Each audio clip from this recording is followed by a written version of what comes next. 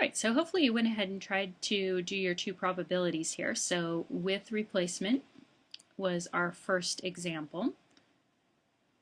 So I'll say with replacement here, the probability of A occurring and then B occurring. Well, if we replace it, then these are independent events, right? So this says that these two events are independent. So the probability of A times the probability of B. So if you look at the urn there, well, you say, okay, well, what's the probability of dipping my hand in here and getting a red marble? Well, I have three red marbles to choose from out of the total that are in here, and there are 8 marbles in there, and that's my probability. And then excuse me, I want to find out the probability of a black marble. Well, that would be the 5 possibilities that I have going on for black marbles out of the 8 going on total. So this probability is going to look like 16 out of 64. Or 15 out of 64, silly me. So 15 out of 64. So 15 out of 64, and of course that's not a common fraction, and so I would absolutely want to take it to a decimal. So 15 divided by 64 would give me approximately 234. So 0.234. And then when we don't replace, so without replacement, if we do it without replacement, then we have dependent events, and so this is going to look like the probability of A and B occurring is going to look like the probability of A, so that's not going to change from what we had, but then that's going to be multiplied by the probability that B given the A has already occurred. So now we say, okay, well, the probability of reaching in on the first one and getting a red one, that's 3 out of 8. And then times, well, what's the probability if I have erased one of these marbles, right? I got a red one, and that's the thing in probability. You always get what you want, and sometimes that's a little hard to understand. It's like, if I get what I want automatically, yes, we always assume we get what we want. That's the beauty of probability. And so now, when I reach in there to get a black one, there's still 5 remaining black marbles, but the catch is there are only 7 marbles you see to choose from. And so now I have 15 out of 56. So 15 out of 56, and that's going to change my probability, of course. So let's see how that probability changes. 15 divided by 56, and this, by the way, is why we change them to decimals, because it's hard for us to look at the proportion 15 out of 56 versus 15 out of 64 and notice how much difference there is. It's a little easier to note it using the decimals. So this is 0.27857 or 0.268. So 0.268 is my approximate probability here. 0.268. And what you notice is the probability without replacement is greater this time, right? It's a higher chance of getting first a red and then a black. And that's, of course, because now it's easier to get a black marble than it was before. So the probability is increased. So that would be our without replacement. And again, this is more kind of an intuitive approach to this. It's more thinking about the number of simple events and the number of ways that those can occur. And that's not always going to be the case.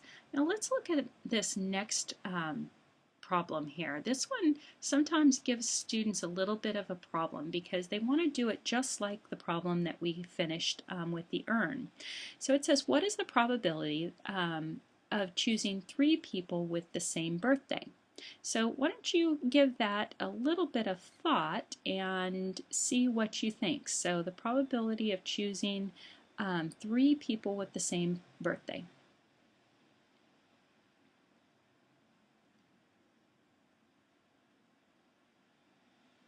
All right, so if you said that this would be 1 out of 365 times 1 out of 365 times 1 out of 365. You are absolutely incorrect on that.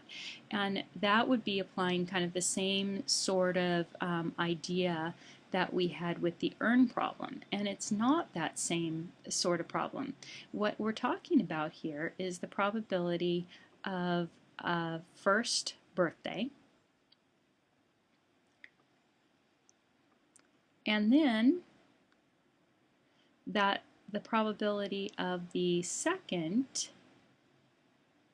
given the first,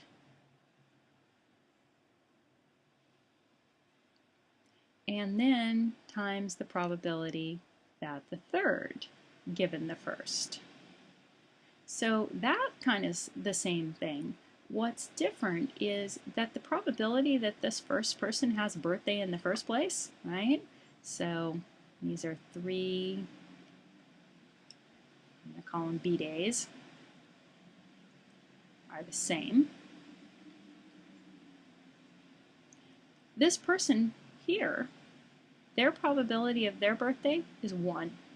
So whatever their birthday is, I don't care what it is, then we're looking at a comparison to this one. We're kind of back to that idea of when we do standard deviation for a sample, we do it in comparison to n-1 deviations, right? So this person's now set in stone and we can only deviate from it n-1 times. There's 2 deviations here. That's kind of another way of looking at it.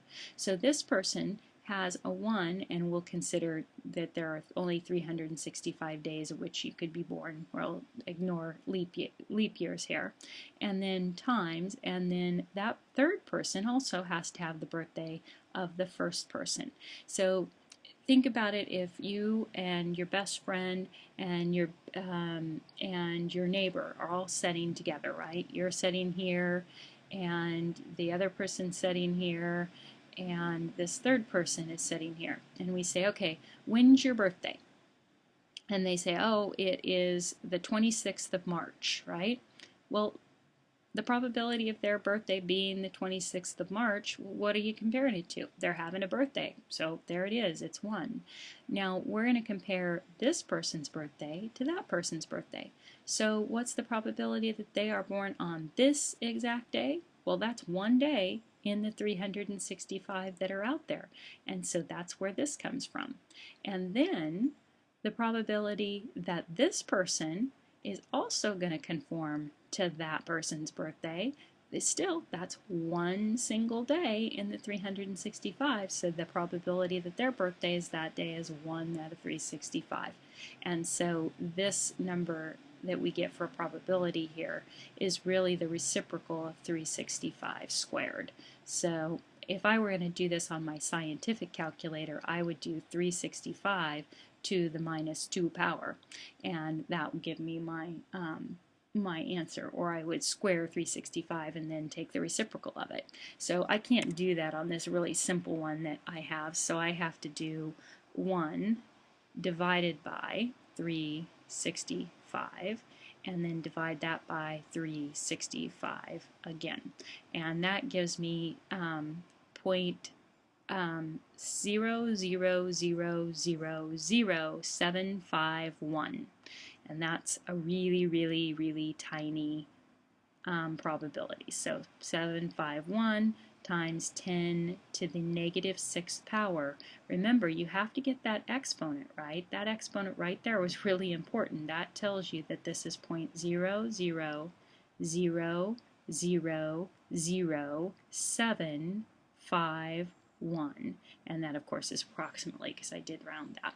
And so that's our approximate probability. These two things are equivalent. Let me show you that again. So you see right here I have a e to the -6th, and that is what we're looking at. Alright, so that's that probability. Now let's take a look at this explanation that I've given here. So the probability that here is a repeated event, but not the probability of the event being cubed, as you might expect. So first we nail down the first person's birthday, and so that first person really doesn't count. Their probability is 1 for having a birthday. And then we want the probability that the remaining 2 have the same birthday, which is where the repeated probability comes in. Alright, the next section we'll cover is the multiplication rule with complements and conditional probabilities. So I'll come back and do that in another video.